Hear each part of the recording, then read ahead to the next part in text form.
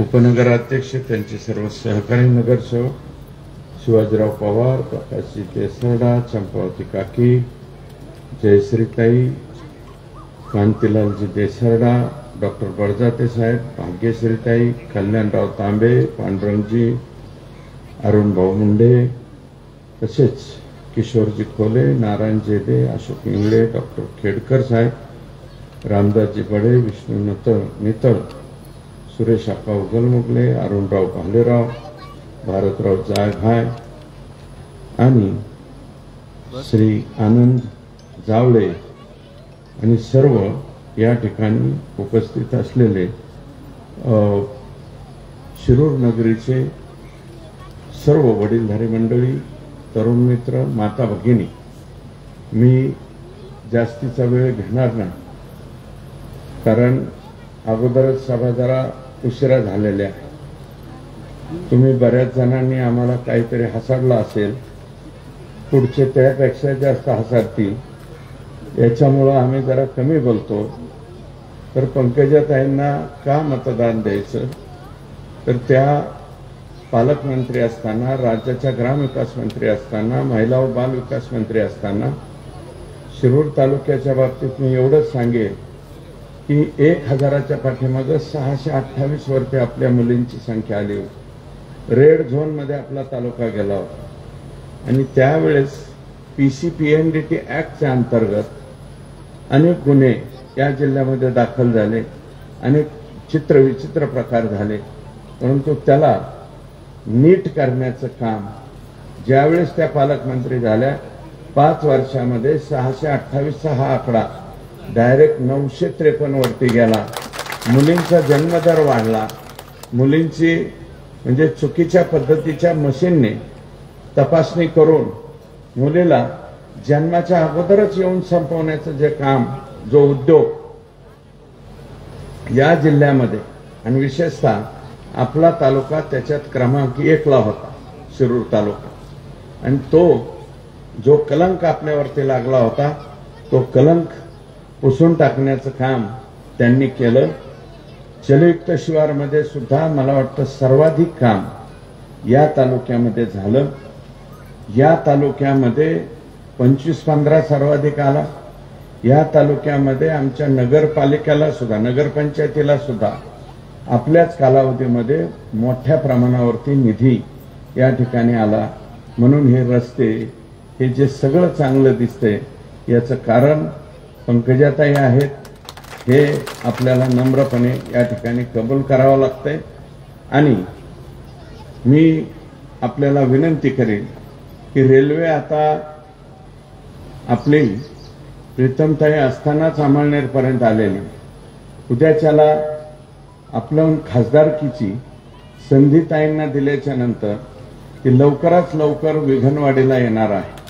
त्यामुळं आपल्या सुद्धा लोकांचा त्याच्यामध्ये मोठ्या प्रमाणावरती फायदा होणार आहे.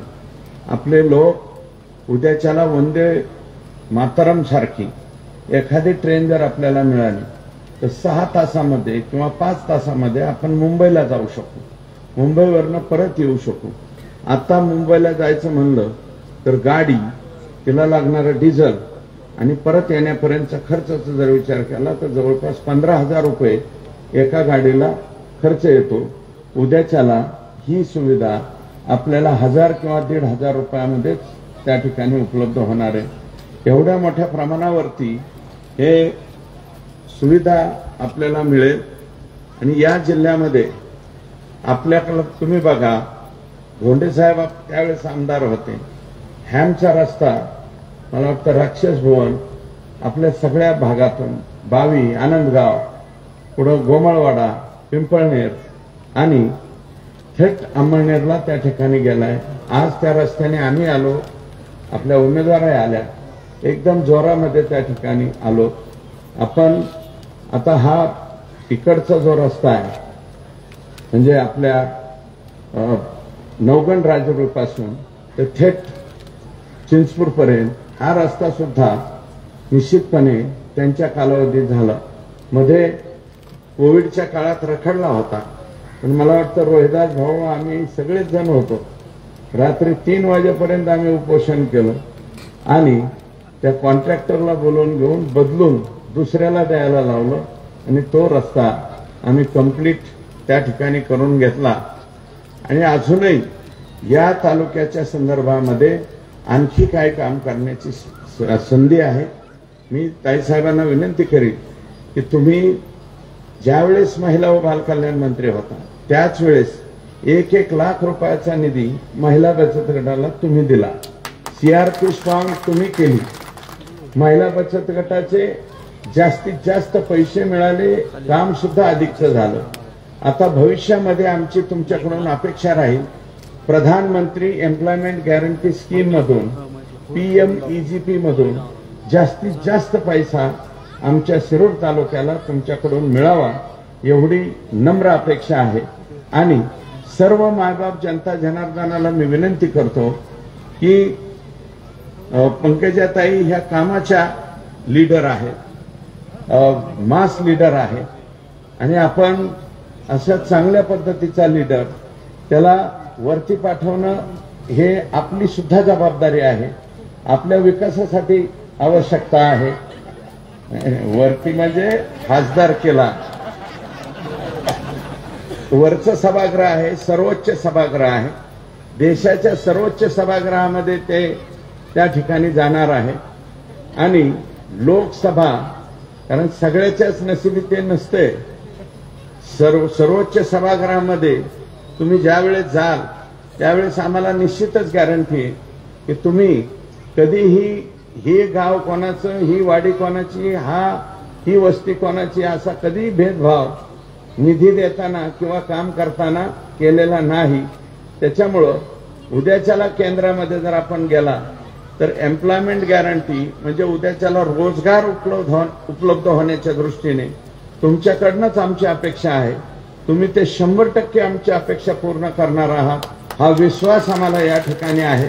म्हणून मी रोहिदास भाऊ आणि त्यांच्या सर्व सहकाऱ्यांना या ठिकाणी विनंती करणार की आपण सुद्धा प्रधानमंत्री आवास योजनेमध्ये मला वाटतं मोदी साहेबांच्या योजनेचा सर्वाधिक फायदा हा आपल्या शिरूर मधल्या गोरगरीब माणसांनी घेतलेला आहे। त्याला आणखी बळ मिळण्यासाठी, आणखी निधी वाढण्यासाठी आपल्याला निश्चितपणे या ठिकाणी काम करावं लागेल। तुम्ही लोकांच्या पर्यंत जा, घरोघरी जा, दारामध्ये जा, विनंती करा आणि आपल्याला एक मत पदरात पाडून सर्वाधिक मतं पंकजाताईंना कसं देता येईल हा प्रयत्न करा एवढी आपल्यालाही विनंती करतो।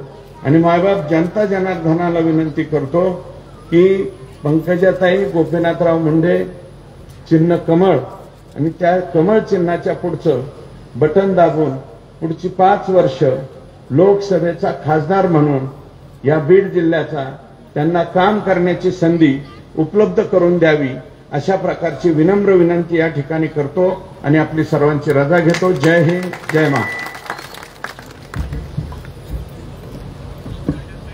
इतक्या मोठ्या प्रमाणात घोषणा द्यायच्या आहेत की विरोधकाच्या कानात घुसल्या पाहिजेत।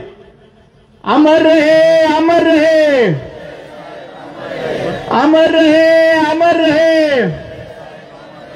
कोण आले उमेदवार माननीय पंकजाताई मुंडे यांना विनंती करतो की आपण आपलं मार्गदर्शन करावं।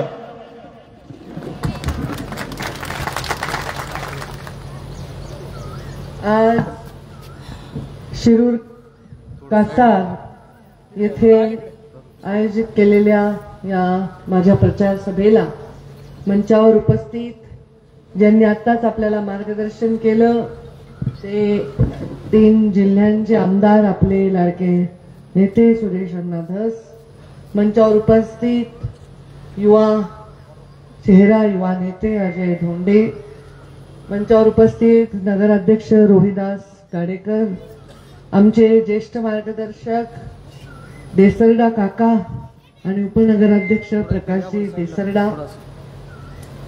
अरुण भालेराव सभापती, शिवाजीराव पवार जिल्हा परिषदचे सदस्य, रामदास बडे जिल्हा परिषद सदस्य, चंपावती काकी सांसंबळ, विजूभाऊ गोल्हार, नारायण जेधे, जयश्रीताई मुंडे, किशोर खोले, भाग्यश्री ढाकणे, कल्याण तांबे, पांडुरंग तात्या नागरगोजे, जानेंदर सानप, अशोक इंगळे, मधुसूदन खेडकर, दादा हरिदास, विष्णू नितळ, डॉक्टर बडदाते, गणेश घोलप, सुग्रावी भाभी, श्याम महानोर, सुरेश उगलमुगले, आमचा शिरूरचा तालुका अध्यक्ष आणि शेजारच्या जिल्ह्यातून माझी सभा मागण्यासाठी आणि माझा प्रचारही करण्यासाठी आलेले अरुण मुंडे, नगरचे जिल्हाध्यक्ष, गोकुळ दौंड, अमोल गर्जे, मुकुंद गर्जे आणि तुषार वैद्य, समोर उपस्थित माझ्या माता भगिनी, वडीलधारी मंडळी आणि युवा बांधवांना, खरं तर मला वाटतच नाही की आज शिरूरची सभा आहे म्हणून.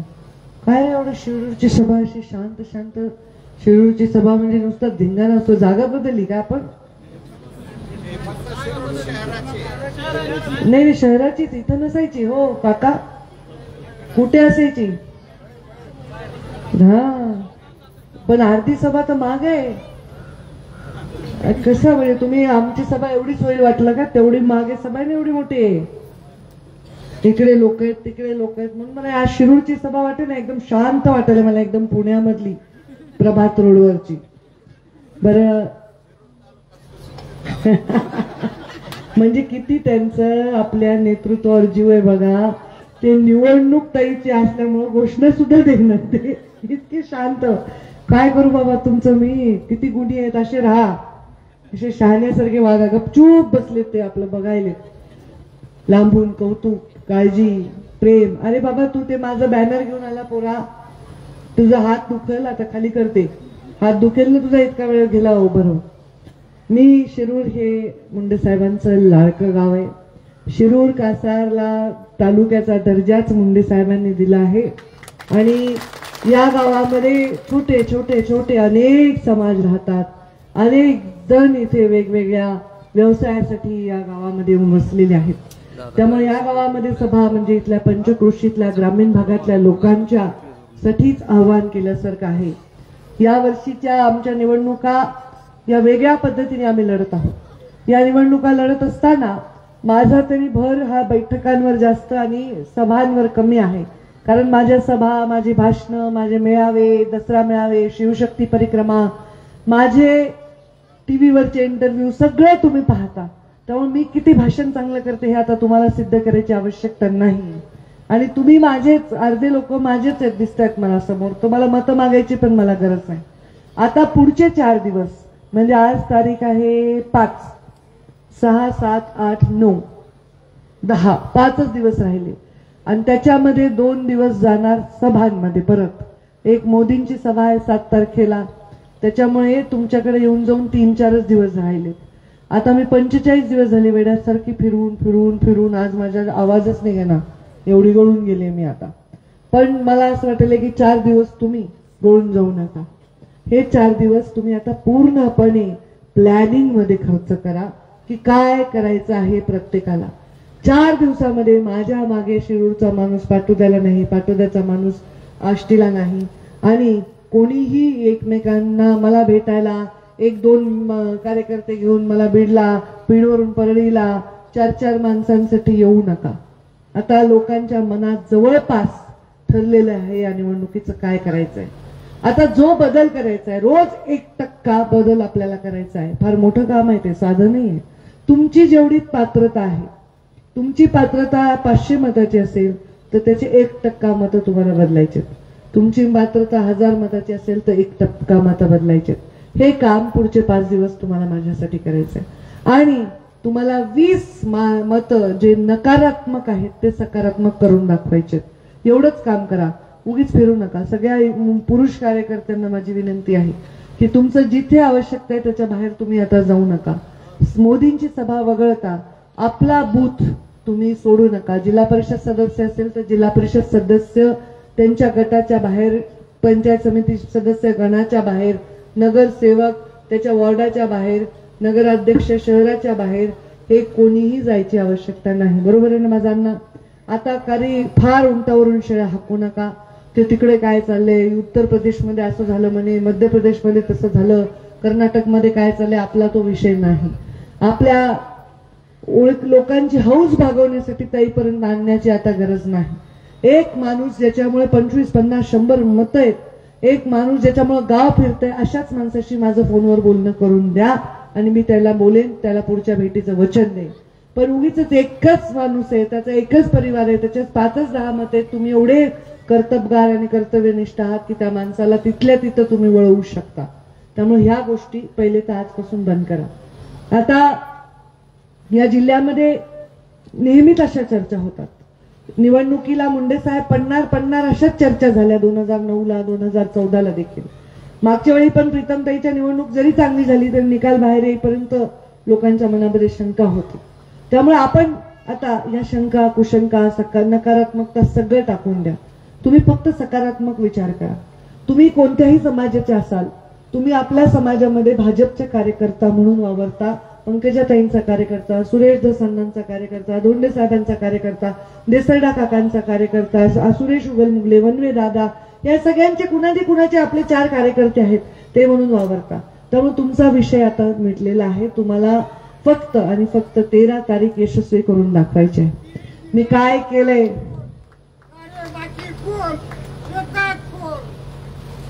एकच फूल बाकी फूल, बाकी सगळे फूल, एकच फूल कमळाचं फूल, बरोबर आहे. तर तुम्हाला माझी एवढीच विनंती आहे, मी काय काम केलंय हे मला आता सांगून मला कंटाळा आला. काय काम केलंय बरं सांगा बरं, तुम्हीच कोणीतरी सांगा बरं, तुम्ही काय काम केलंय. मी अरे बघा हो, ते माणूस सांगायला रेल्वेचं काम केलंय, तुम्हाला काय झालं. आणि तुम्ही सांगा रेल्वे सोडून दुसरं सांगा काम. तुम्ही सांगा शिला, काय काम केलंय मी. जलयुक्त शिवार, अजून तुम्ही सांगा. हा, पीक विमा आणला, जलयुक्त शिवार, काय अजून, रेल्वे, पीक विमा. हा, चौथं काम सांगा. रस्ते, हा, मुख्यमंत्री ग्राम सडक योजना, थेट सरपंच, शिक्षकांची डायरेक्ट बदली, अजून काय, बचत गट, 0% व्याजदराने कर्ज दिलंय मी. लाखो रुपये बचत गटाला गावागावामध्ये दिलेले आहेत मी. अजून घरकुल, देशामध्ये भारतीय महाराष्ट्राला आम्हाला सगळ्यात जास्त प्राइज मिळाला. आम्ही ग्रामीण विकास खात्याने सगळ्यात जास्त घरकुलं दिले. ग्रामीण विकास खात्याने सगळ्यात जास्त शौचालय बांधले. 5 वेळा मोदीजींच्या हाते सन्मान झालेला आहे आमच्या डिपार्टमेंटचा. आता तुमच्या ड्रोन कॅमेऱ्याने तुमच्या जमिनीचं मॅपिंग होईल. ही योजना मी आणली आहे बरं का, तुमच्या माहितीचं. शिक्षक लोक कितपत पडले होते महाराष्ट्राच्या कानाकोपऱ्यामध्ये. त्यांना जर तुमच्याकडे वशिला नसेल आणि पैसा नसेल तर त्यांची बदली कोणी करत नव्हतं. एक शिक्षकाला 12-15 लाख रुपये खर्चावं लागायचे, मग बदली व्हायची. आणि त्यांची मी 750 शिक्षक या जिल्ह्यामधले इथेच ठेवले आणि त्यांचे पगारही केले. आता 750 गुणिले 15 करावर किती पैसे असतील. मग कुणाला नाही हे सगळं करा वाटत, कुणाला करा वाटत नाही, मला करा वाटत नाही. माझ्या एवढ्या कामामध्ये जे सुरेशांना म्हणले ते कामं दिले, जे ते नाही म्हणले त्यांना सांगितलं ह्याची शिफारस करा, जे धोंडे साहेब म्हणले ते कामं दिले. मी स्वतः या जिल्ह्याच्या विकासाचा आराखडा तयार केला. मग मी एवढं सगळं केल्यानंतर, मी उमेदवार झाल्यानंतर, मोदी प्रधानमंत्री होणार आहे माहीत असताना मला सन्मानजनक विजय मिळाला पाहिजे की नाही. तो माझा अधिकार आहे का नाही. मग माझा सन्मानजनक विजय हा माझा अधिकार जसा आहे तसं ते तुमचं कर्तव्य आहे की नाही. आहे ना, तुमचं आहे ना. मग तुमचं कर्तव्य आहे, माझा अधिकार आहे. तर आपल्याला कुणी रोखले. काही भिवू नका. पुढचे 4-5 दिवस मोकळं बोला. तुम्ही कोणत्या गावात जाल त्या गावामध्ये मोकळं बोला. काही आडपडदा ठेवू नका. मोकळं बोला. ताईंनी काय दिलंय, काय नाही दिलंय, ताईला मतं का नाही द्यायचे. मी सांगितलं प्रत्येकाने फक्त 20 मतं पॉझिटिव्ह करा, 20, आणि मला करून दाखवा. तुम्ही एक तुमच्या डायरी पेन मध्ये लिहा, हा माणूस निगेटिव्ह बोलत होता, मी त्याला पॉझिटिव्ह केलं. मी तपासणार आहे पुढचे 1 वर्ष सगळ्यांचे तुमचे कागद तपासणार आहे मी. 20 मतं तुम्ही पॉझिटिव्ह केले का, एवढंच. आता हे सगळे विकास कामं मी केले, त्याच्याबद्दल आपण सर्वांनी मला भरपूर मताने विजयी करा आणि सन्मानाने मोदींना प्रधानमंत्री करण्यासाठी, हात वर करण्यासाठी पाठवा. आपण प्रीतमताईंना 2दा दिलं. ताईंना हॅट्रिक करावी ताईंनी असं मला वाटलं होतं, पण आता माझी उमेदवारी झाली. आता झाली आहे तर ती आपण इथपर्यंत आणली आहे. इथपर्यंत व्यवस्थितपणे हाताळली आहे. अत्यंत चांगलं काम केलंय. कोणाविषयी अभद्र शब्द वापरले नाही, कुठे शानपणा केला नाही, कोणाला वाईट बोललो नाही, कुठे गर्व दाखवला नाही. फाटका माणूस असेल, गरीब माणूस असेल, नाही तर कोणी मोठा व्यापारी असेल, मोठा कॉन्ट्रॅक्टर असेल, नाही तर कोणी त्या दगड फोडणारा तिथे काम करणारा मजूर असेल, सगळ्यांना आपण तशाच प्रेमाने वागणूक दिलेली आहे. कुठेही भेदभाव केलेला नाही. त्यामुळे कोणीही भेदभावाला बळी पडू नका. मुसलमान समाजाला सांगतील अरे अरे अरे बापरे मोदी से डरो, कुछ मोदी को डरने की जरूरत नहीं, मोदी ने आपको छुआ तक नहीं है, मोदी ने आपको कुछ भी चोट नहीं पहुंचाई है, ये सब अफवाहें है. पुन्हा म्हणतील तुम्हाला या राज्यातून देशातून बाहेर काढतील, तुमचा आपका दादा परदादा नाना परनाना उसके परदादा यहाँ रहे हैं, ये देश आपका ही है और आपको कोई नहीं हटाने वाला है. या अफवाहों में आप मत पडो, हे मी मुस्लिम बांधवांना सांगेन. आणि जर तुम्हाला असं काही वाटलं तर पंकजा मुंडे गोपीनाथ मुंडेची लेक आहे आणि तिच्यामध्ये हा भेद नाही. ती तुमच्या पाठीमागे खंबीरपणे खडे होईल आणि तुमच्या समोर उभे राहील. जर तुमच्यावर वारत असेल तर माझ्या अंगावर चेलेल, पण यंदा तुम्ही चमत्कारच करून दाखवा अशी माझी विनंती आहे. आज मी आपल्या सर्वांना आव्हान करत असताना एवढंच सांगेन की मला या जिल्ह्यामध्ये मुंडे साहेब गेल्यानंतर एक खंत होती की बाबांना खूप काही करायचं होतं, ते करता आलं नाही. म्हणून पालकमंत्री असताना मी खूप तळमळीने विकास केला. खूप एखादी स्त्री आपलं घर सजवते ना तसं मी जिल्हा सजवायचा प्रयत्न केला. हे इथे करा, ते तिथे टाका, हाय मास लावा, पेवर ब्लॉक लावा, चिखल नाही पाहिजे, गावातला चौक सुंदर पाहिजे, असं प्राथमिक रुग्णालय पाहिजे, असं उपजिल्हा रुग्णालय पाहिजे. खूप बारीक सगळ्या गोष्टींमध्ये मी काम केलं आणि 5 वर्ष मी घरी बसले. नुकसान माझं झालं का? तुमचं झालं. तुमचं नुकसान त्याला कळले, तुम्हाला कळणार.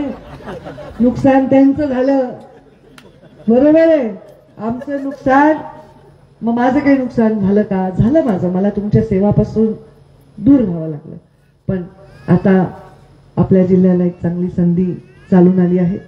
मोदीजींसमवेत काम केलं तर या जिल्ह्याच्या रोजगाराचा प्रश्न मी पूर्णपणे सोडवेन. या जिल्ह्यामधल्या लोकांच्या रुग्णांच्या इलाजाचा प्रश्न मी 100% सोडवीन. माझा जाहीरनामा मी तुम्हाला दिलाय तो वाचा. एक मोठं मल्टी स्पेशालिटी हॉस्पिटल, एक मोठा उद्योग आणि या जिल्ह्यामधल्या आमच्या ऊसतोड कामगारांचा कायमस्वरूपी प्रश्न सोडवण्यासाठी मी तळमळीने काम करेन. या कामाचं श्रेय मला मिळेल या कारणासाठी मी त्याच्यामध्ये पडले नाही की आपण श्रेयासाठी नाही पडायचं, पण हे कामगाराचं काम मी आधीही करू शकले असते, पण आता नक्कीच मी हे करणार आहे. खूप कामं केली. 34% आता ऊसतोड कामगारांना आपण मानधनात वाढ केली. माझ्या रस्त्यांमुळे, सुरेश अण्णांनी सांगितलेल्या कामामुळे, दोंडे साहेबांनी सुचवलेल्या कामामुळे तुमच्या इथला प्रतिष्ठा वाढते ना. मोठा रस्ता गेला तर जमिनीचे भाव वाढायले, दुकानदारांना 4 पैसे मिळाले, व्यवसाय वाढायला, पैसे यायलेत खिशामध्ये. येऊन जाऊन शेतकऱ्याचा एक विषय आहे. सोयाबीन, कांदा हा त्यांच्यासाठी फार अडचणीचा विषय आहे आणि त्याच्यासाठी मी स्वतः प्रधानमंत्र्यांशी बोलेन आणि त्याला मार्गी लावण्याचा प्रयत्न करेन. आणि या बीड जिल्ह्याच्या कोणत्याही जाती धर्माच्या माणसासाठी माझा बाप उभा राहिलेला आहे. अजूनही तो उभा आहे माझ्या रूपाने. मी त्यांच्या कर्तव्यपूर्तीसाठी राजकारणात काम करत आहे. मी कधीही जातीवाद धर्मभेद केला नाही. तुम्हीही मतदानात करू नका एवढीच तुम्हा सर्वांना विनंती करते. खूप भाषण देते सगळ्या ठिकाणी. शिरूर माझं हक्काचं गाव आहे. फार भाषण देऊ शकत नाही. जरी माझी तब्येत धडधाकट दिसत असली तरी मी सुद्धा जरा गळून गेलेले आहे. थोडंसं मला टेम्परेचर आहे, त्याच्यामुळे मलाही बोलायला त्रास होतोय. तुम्ही माझा एवढा सन्मान केलाय आयुष्यामध्ये, अजून एकदा सन्मान करा. इथे मेन मार्केटमध्ये गावामध्ये माझ्या विजयाची सभा आपण नक्की घेऊ असा विश्वास मी व्यक्त करते आणि माझ्या वाणीला विराम देते.